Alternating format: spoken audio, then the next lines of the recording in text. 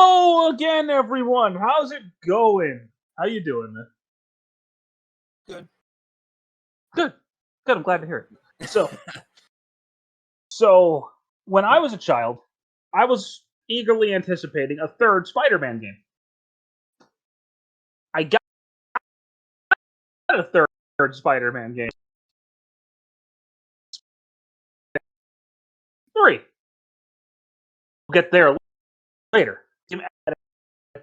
Adaptation of the because this game came out before the movie did, and it's simply called Spider-Man. Yeah, I remember because I was at the store, and I saw the game and I was like, oh! And it was the PS2 version, and my grandparents were like, okay, and they bought it for me. And yeah, I was very excited for the movie as a kid. I mean, yes, so was I. And I remember playing the game. I was like, "Oh, this is exactly like the movie, right? Right?" And I watched the movie. I was like, "Oh, it's nothing like the movie." But we'll get there. In terms of gameplay, what's actually, Patrick, you were saying something before I cut you off. What were you going to say? Yeah, I was like, I actually, just like with the Spider-Man 2000, played the Game Boy Advance version before I played the console version. I never actually played the Game Boy Advance version. It's a really good game too. It's a level-based game, but it's very arcadey in a good way, and it does have which is something I've never experienced on the console version, but we'll get to him later. But yeah, we will. When I finally got my GameCube, this was one of the first 4 games I got for it because I really. Yeah, I got Sonic Mega Collection, SA2 Battle, this, and there was a Bionicle game that was out on the consoles at the time that I wanted to get to because I was big into Bionicle at the time. Toa Takanuva was on the cover, right? Yes. It came out around the time that the Mask of Light movie came out because it was meant to kind of. That movie was so much better than that fucking game. Oh yeah, it was. It was. That game is actually kind of decent in places. But yeah, I really need to revisit it. I've been looking into going on a tangent for a second. I've been looking to try and find the old Bionicle sets on eBay because I love the original up to the Toa Nuva stuff. Oh, they're pricey.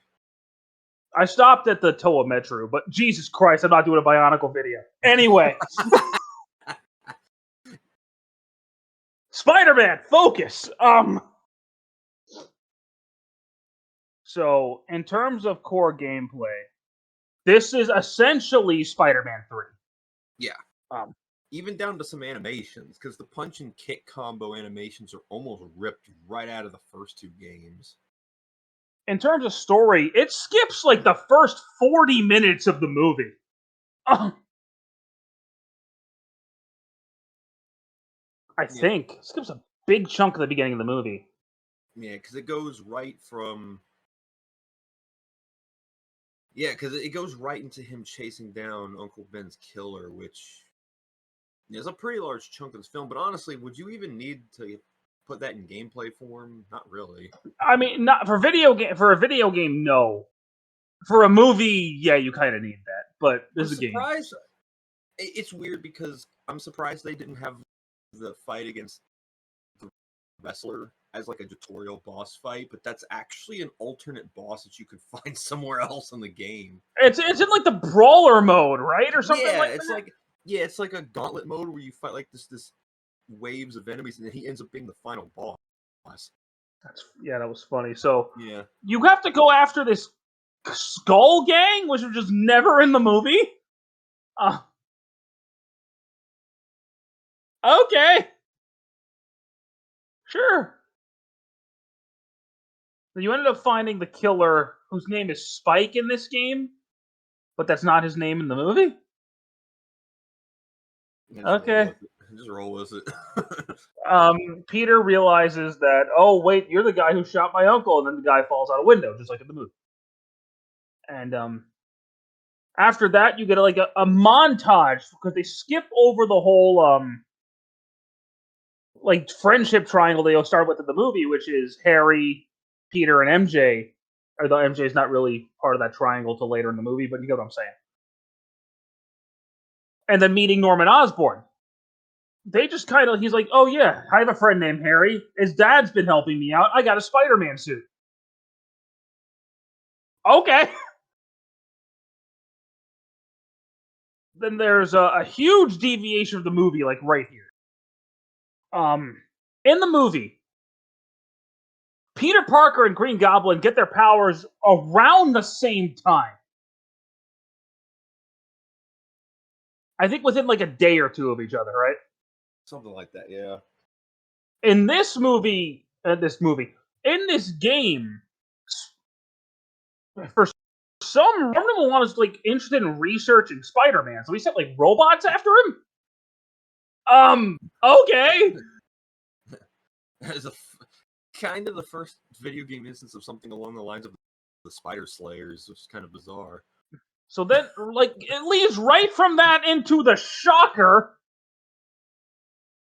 who is not in the movie, but just roll with it. Just roll with it. You beat up Shocker, who's working with the Vulture, who's also not in the movie. Again, just roll with it. Yeah, this will become a theme in these movie games. And then Scorpion's there? But I guess he was running away from Oscorp or something? Yeah, they botched Scorpion's origin. Just how they hit what they at. Because that was all Jameson's. Oscorp had nothing to do with that. Jameson's not even a factor in this game unless you play the Xbox version. Yeah, which I didn't. So I'll get to that in a minute. So then the Green Goblin shows up. So you have to fight 3 villains who aren't in the movie before you fight the actual main villain of the game. And then after you fight the Green... You know, it's funny, and yeah, before you get on that, because I could hear the tone in your voice. I think everything before that is actually not that bad. No, in terms of gameplay, it's fun. It's very fun. The story makes absolutely no sense. It doesn't need to. It's just like the mission in Grand Central Terminal is actually kind of iconic because it is a very accurate recreation of what the inside of it looks like. Oh, you're talking about with Shocker? Yeah. And then that part was fun. The fight against Shocker is cool. The climbing the tower against Vulture, man, that mission is kind of comedy for me because I found a tool assisted speed run of this game a couple months ago, and that level is hilarious. Tool assisted. It's just Spider-Man web zipping perfectly everywhere. I need to show you that after we're done with this. Cause I need to watch that. Yeah, that sounds insane. Sounds hilarious. But yeah, and then the first 2 levels where you deal with Goblin are probably the 2 best levels in the game because they're like 2 boss fight levels. Yeah, boom, boom, and you think you. So before that, in the Xbox version, they just kind of throw Kraven the Hunter in there.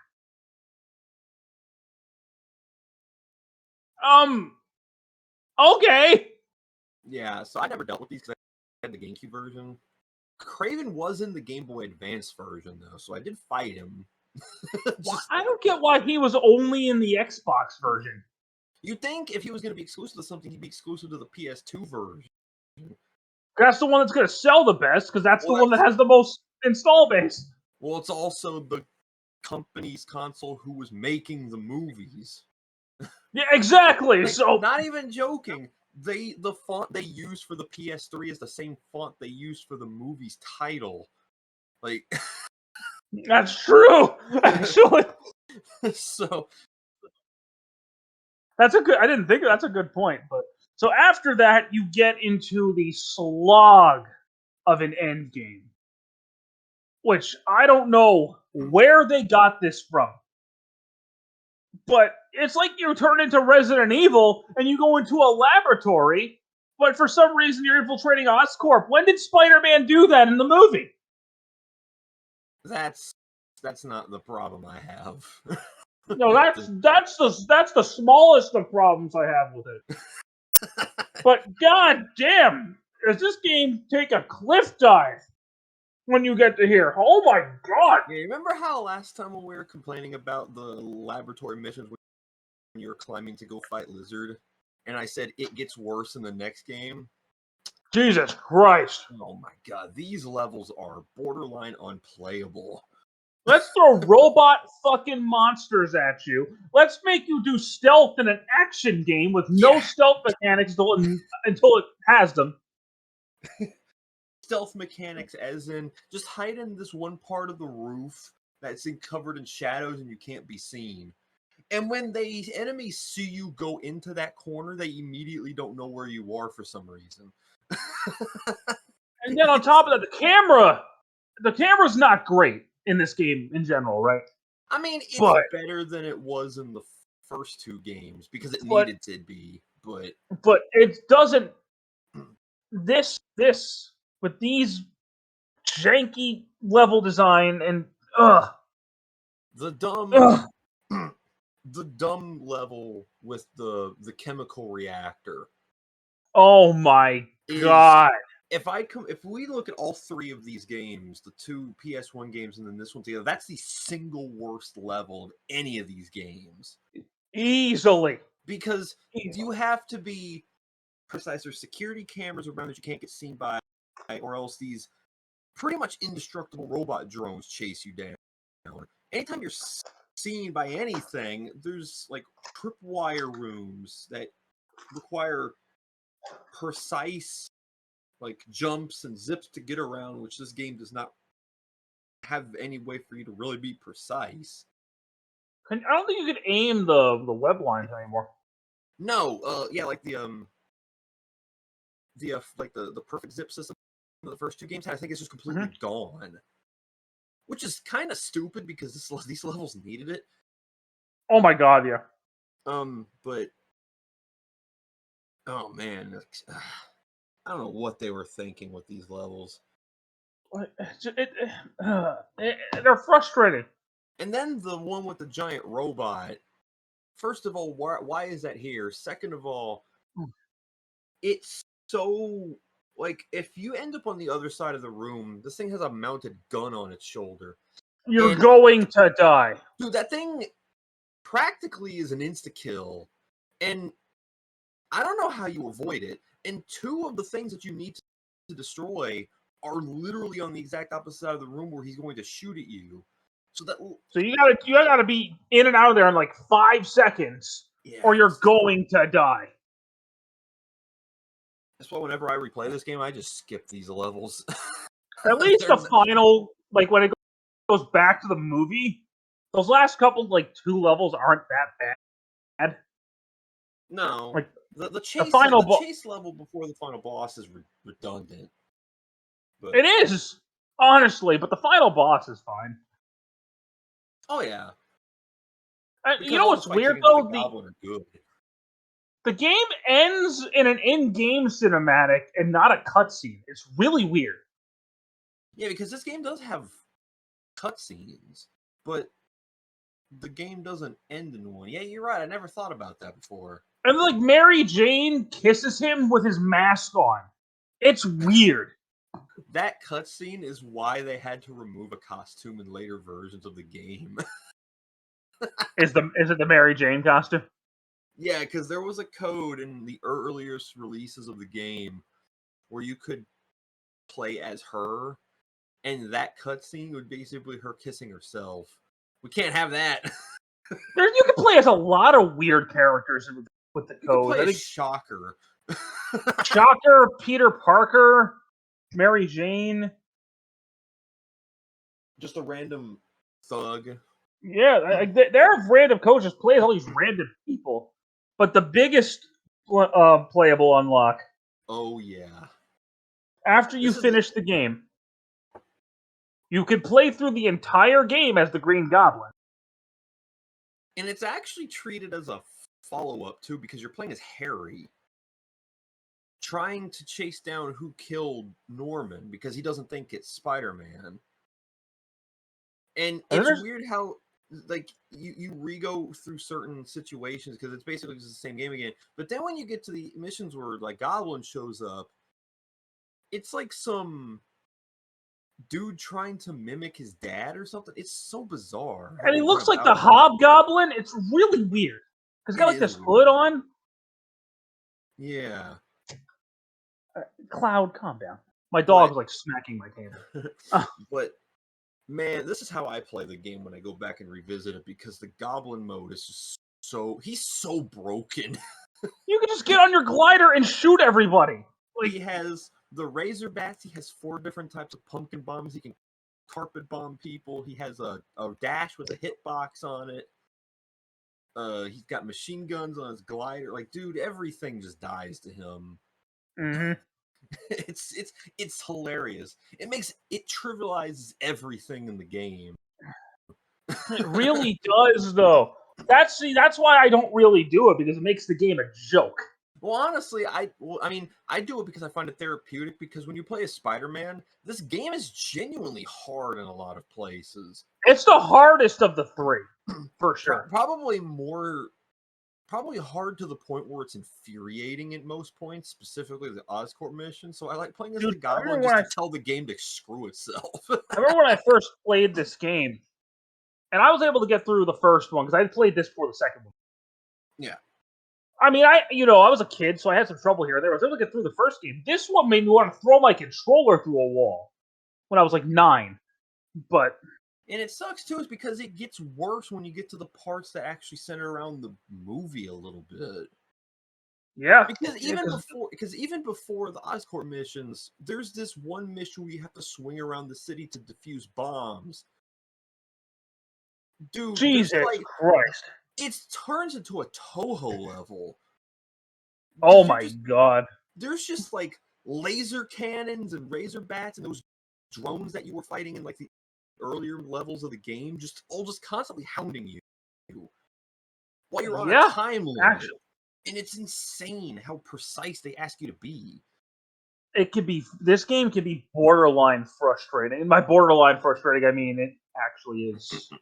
I mean, like vein popping frustrating at times. There's difficulty, and then there's just difficulty due to the game being unfair. And this game has a sounds like Sonic Unleashed. Yeah, exactly. This is why I still say that between these 3, I think Spider-Man 2000 is still the best. Oh, by far. Even though it's the oldest and has the most room for improvement, it's not cheap in any way. I think it's the most fair of the 3. I also find the most charming of the 3. Yeah, exactly.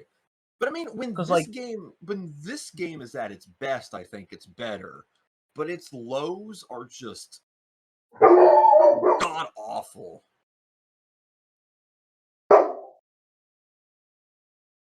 Dog. Yeah, exactly. This game is at its worst. It's just ugh.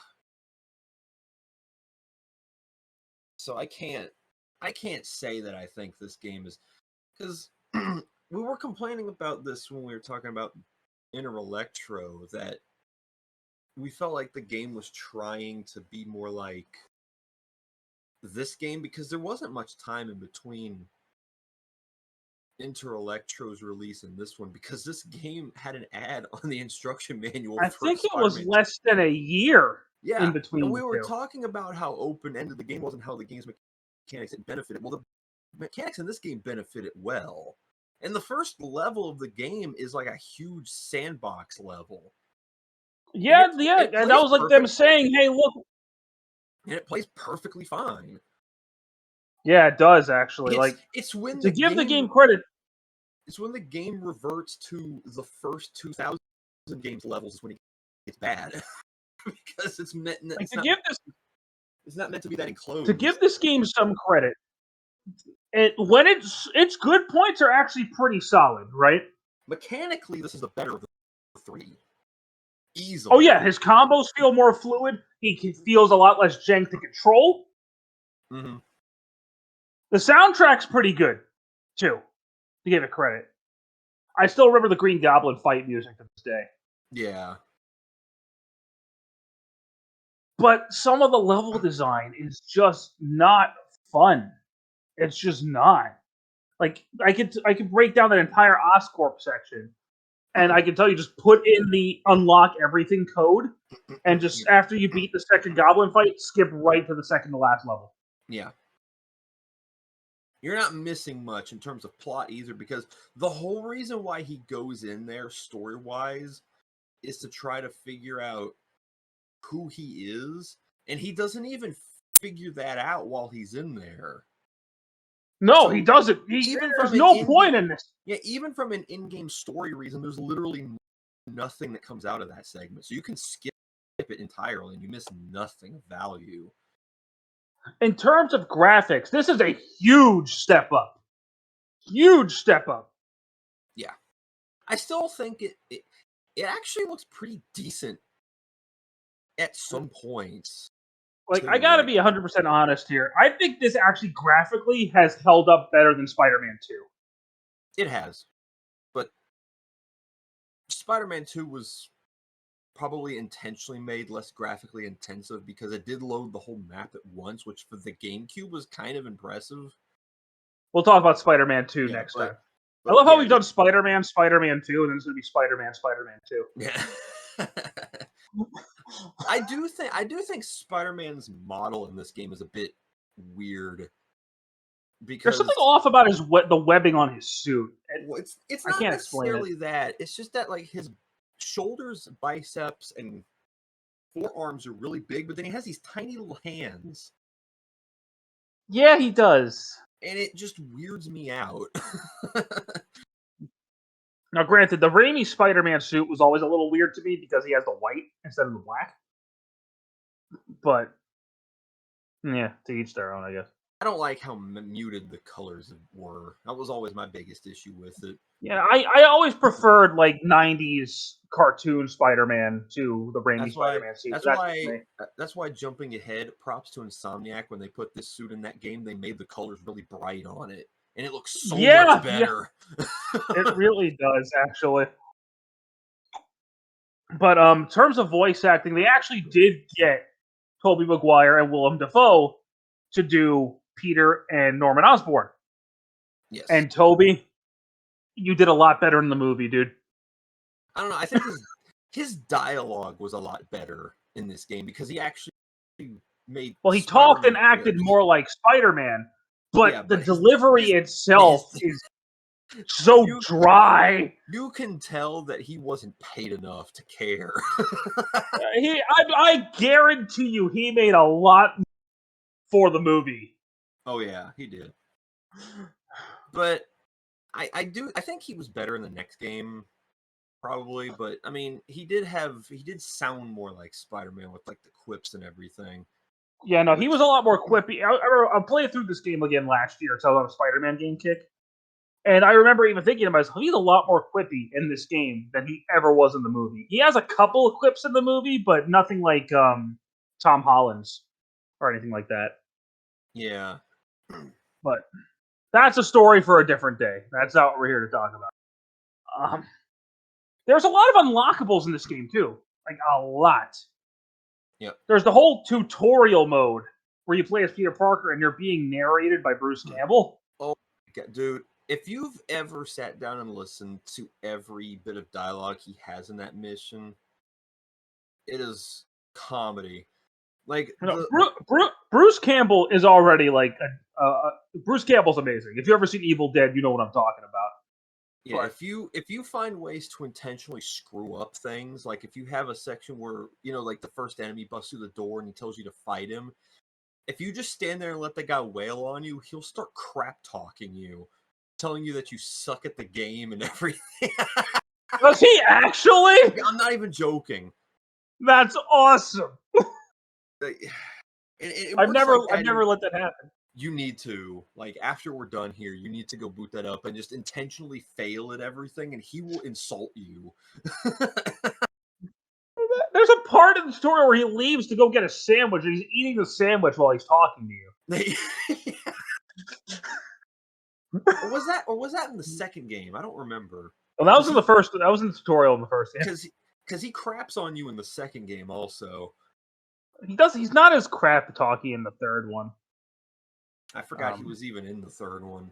He's in all three. But then there's there's like a bowling pin mode where you bowl goons. That mode is actually fun. I don't care what you say. That mode is fun. There's the brawler mode, which you can fight the wrestler who looks nothing like he does in the movie. If you want to beat that, just pick Goblin and just carpet bomb everybody. Honestly, yeah.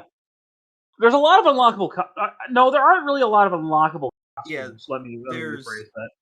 Oh well, outside of codes, because you have his base suit, the wrestling suit, base Peter Parker, and the Alex Ross costume that was gonna be the original concept suit for the movies, which was in Inter Electro also. Yeah, it was. Mechanically, they added some things. Like there's a whole combo list you can unlock now. Spider-Man actually has a lot of combos in this game. Mm-hmm. All the web powers have been improved a little bit. Like he could do double gauntlets now. Like he can power them up. He can do a powered up dome. The web yank doesn't kill people anymore. It just pulls them. And you can't wrap people up to kill them anymore. It just wraps them up. Yeah, that was too powerful of a mechanic in the first two games. Let's be real. Yeah, you could web somebody up and they just die. What's weird about this, though, I was about to bring up the web system myself. In the first two games, it made sense to have a web system because Spider-Man does use web cartridges. In the movie, he doesn't use web cartridges. He has organic webbing. So why does he have a web limit? Well, what's even more stupid is that in the first two games, he had a max web cartridge limit of 10. So you could walk around with 10 cartridges for the most part and not really have an issue. He only has 1 meter in this game that you're constantly having to refill. And if you run out of webs at any point in time, you have to go search for a cartridge. And it's funny because it's like they didn't read the script for the movie before making the game. So yeah, that's why I always put in the code organic webbing when I play this game, which gives you infinite webbing. It's the only way to play the game. Really. Honestly, you can manage the first two games without putting in an infinite web code because you can carry so many web cartridges, but this game is unplayable without infinite webbing. On top of that, they removed some stuff from the other two games, like the spider armor's not in here anymore, so you can't get the health power up. You can't grab enemies anymore, I don't think. No, you can, but can you? You could jump on their heads, but you can't grab them and put yourself on top of them anymore. Yeah, I don't think you can. Yeah, you're right. That is stupid, isn't it? It doesn't make sense. Why remove that mechanic? So it's like one step forward and then 5 steps back in a lot of ways. I do actually prefer this to Enter Electro at the end of the day. Yeah. But not by much, but I still think Spider-Man 2000 is the best of this gameplay style. Yes. Not mechanically, because mechanically this one is actually the best of the three. Yeah, but if we're talking about just cleanness of the game and fun of the game from beginning to end, I don't think it's close. The first game has a jank, but the level design is built around it, and it's got the fun Spider-Man story to it. This doesn't even really have that. It's like a butchered version of the movie mixed with some random nonsense. If you want this story, you're better off watching the movie. Yeah. Which is generally going to be the case with most movie license games. You're just better off watching the movie. But if you're a Spider-Man fan and you like the first two games, there's no reason not to play this. But the camera's kind of wonky and the end game is garbage.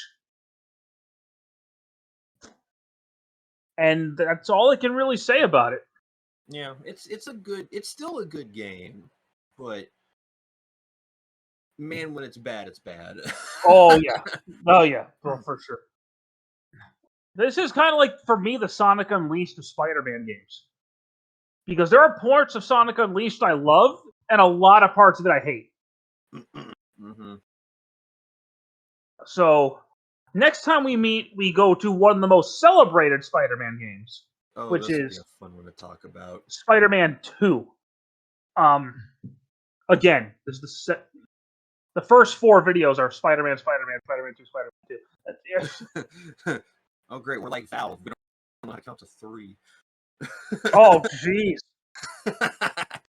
But we'll be back for Spider-Man 2 relatively soon. Stick around for that one. Patrick, do you have anything to add before I close this out? Nope. If you got this was on PS2, Xbox, and GameCube, it doesn't go for that much if you haven't played it yet. But honestly, at this day and age, if you're gonna buy a Spider-Man game, it's going to be the Insomniac Spider-Man games. So, with that said, I want to thank you guys so much for listening in today, and we'll see you next time. Take care.